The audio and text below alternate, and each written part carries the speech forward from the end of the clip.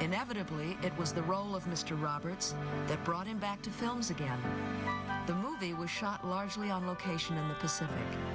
James Cagney played the irascible captain, and the film reunited Dad with director John Ford for the 7th and last time. Lieutenant Roberts stood up for the ship's crew against the captain's tyranny. How did you get in the Navy? How did you get on our side? Ah, you ignorant, arrogant, ambitious, keeping 62 men in prison because you got a palm tree for the work they did. I don't know which I hate worse, you and that other malignant growth that stands outside your door. How did you ever get command of a ship? I realize in wartime they have to scrape the bottom of the barrel. Where'd they ever scrape you up? There's just one thing left for you, mister. A general court-martial. That suits me fine. Court-martial me. You've got it. I'm asking for it. If I can't get transferred, I'll get court-martialed off. I'm fed up.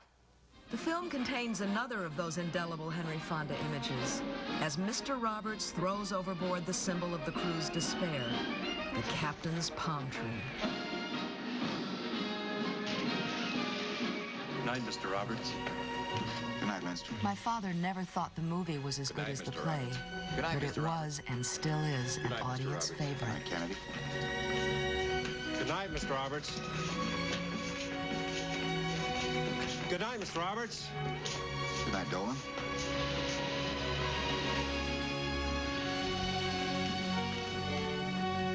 Almost 25 years later, those simple words, his memories of Mr. Roberts, the Navy, and his feelings about America came together when he received a Kennedy Center honor. It was one of those rare times Henry Fonda the man showed his vulnerability. His wife Shirley was with him in the box that night. I really didn't get to see his face too much because I was slightly behind him. But his body was so expressive that I could feel the excitement when that naval choir sang.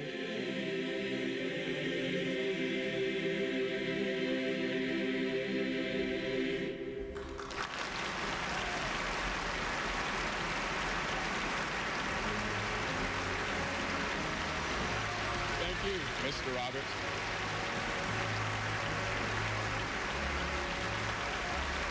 I could see the body collapse. I could feel it. The man was dissolved. He was absolutely destroyed. That was an unforgettable evening. It paid tribute to a lifetime of acting, the thing he cared about most. And although he's best known for his movies, whenever he was given a chance, he returned to the stage. He even performed with me in my first role in The Country Girl, back at the Omaha Community Playhouse. Theater was Henry's real love.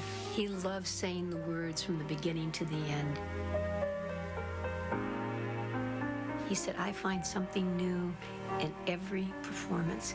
He said, I can't wait to get out there. I'm chomping at the bit. I can't wait to be this character. Henry did a lot of research with Clarence Darrow. He spent time with lawyers and judges. He looked at old film. And was as meticulous as ever in his search for perfection. Here's the result, his triumph on stage captured for television. You 12 white men are trying a colored man on race prejudice. You needn't tell me you're not prejudiced. I know better. We're not very much but a bundle of prejudices anyway.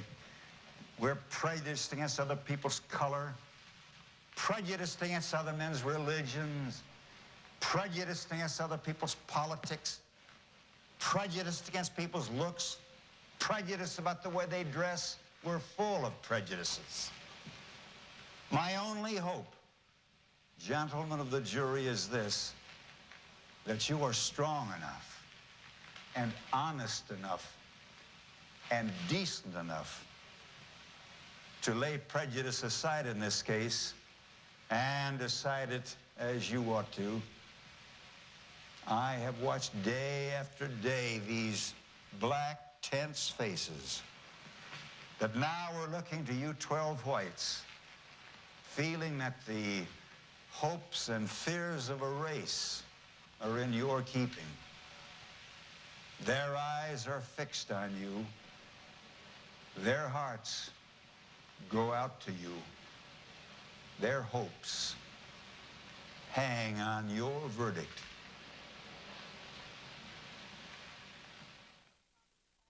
Throughout his career, my father was always an actor for hire, working for others, except once, in 1957, when he produced his own movie. It was 12 Angry Men, about a murder trial where he's the one juror holding out against a conviction. It's not surprising that Dad always said this was his favorite film because it was so much like a theater experience, with a full 2 weeks of rehearsals before filming began. It was directed by Sidney Lumet.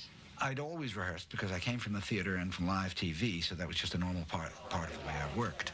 Hank was thrilled at it. He had never done it before in movies. Heard the woman scream from across the street, got to his front door as fast as he could, heard somebody racing down the stairs, and assumed it was the boy. I think that's possible. Assume? We rehearsed it like a play.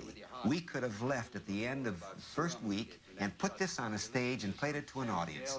Suddenly you start getting through to some of these old ladies. Well, you're not getting through to me. I've had enough. What's the matter with you guys? You all know he's guilty. He's got to burn. You're letting him slip through our fingers. Slip through our fingers? Are you his executioner? I'm one of them. Perhaps you'd like to pull the switch. For this kid, you bet I would. I feel sorry for you. What it must feel like to want to pull the switch. Ever since you walked into this room, you've been acting like a self-appointed public avenger.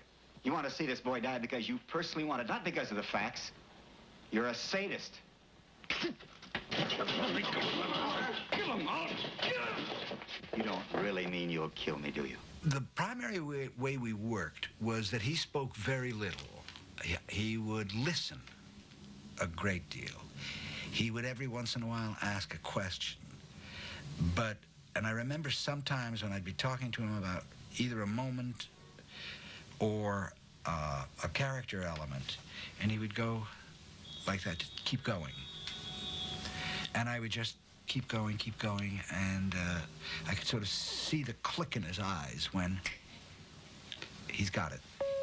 I might not have done fail-safe if he hadn't been available to play that part. Mr. Chairman, this is the President of the United States. Do you hear me clearly? And a situation which is completely false, completely melodramatic, and inject them with such truth that you just wanted him to be the next presidential candidate. 2 great cities may be destroyed, millions of innocent people killed. What do we say to them, Mr. Chairman? Accidents will happen. I won't accept that. All I know is that as long as we have weapons... All I know is that men are responsible. We're responsible for what happens to us. Today we had a taste of the future. Do we learn from it, or do we go on the way we have? What do we do, Mr. Chairman? What do we say to the dead? One of the reasons I loved his work so, in everything, including times he played comedy, there is a pain across there that's just undeniable. I'm glad you like it. And it's there in so many of his brilliant comedy performances with Barbara Stanwyck in the earlier days. I was just flirting with you. Oh, You're not going to faint, are you? who, me? It's that perfume. Oh. Do you think they're dancing any place on board? Don't you think we ought to go to bed?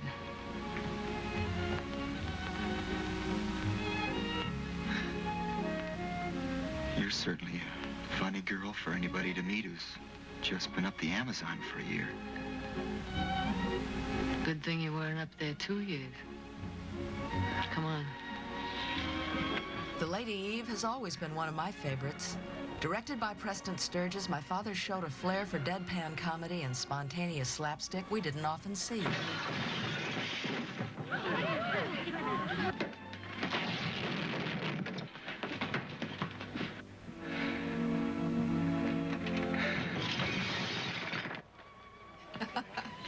My father always confessed he was crazy about Barbara Stanwyck, and it showed on the screen. When 2 actors click like that, it's unmistakable, and it doesn't happen that often. My father and Jimmy Stewart also clicked from when they first met back in the 30s. I always felt they were 2 of a kind, both of them shy but with a wry sense of humor. What a shame they worked together so seldom, because when they did, it was a real treat. For 20 years, Jimmy rode a horse named Pie. But when he and Dad made the Cheyenne Social Club, Pie was too old to work on location, so he stayed in the corral while Jimmy used another horse. Dad, of course, knew how much Pie meant to Jimmy. About a week after we got back from doing the picture, Hank came over, all framed, beautifully framed, and a watercolor of Pie that he'd done. Every time I see him, I think of Hank, and the picture is Pie himself. In 1969, my father went to Europe to make another Western of a very different sort. Director Sergio Leone cast him as a cold-blooded killer. These home movies were taken by Shirley. Oh, he just couldn't wait to play this bad guy, this villain. He said, I'm not going to play this character with these baby blue eyes. So he shows up on the set with brown contact lenses in. I don't know why he thought it'd make him look mean. Sergio Leone took one look at him and said, what have you done? What happened to your eyes? And of course, when Henry told me, he said, get them out, I want those baby blues.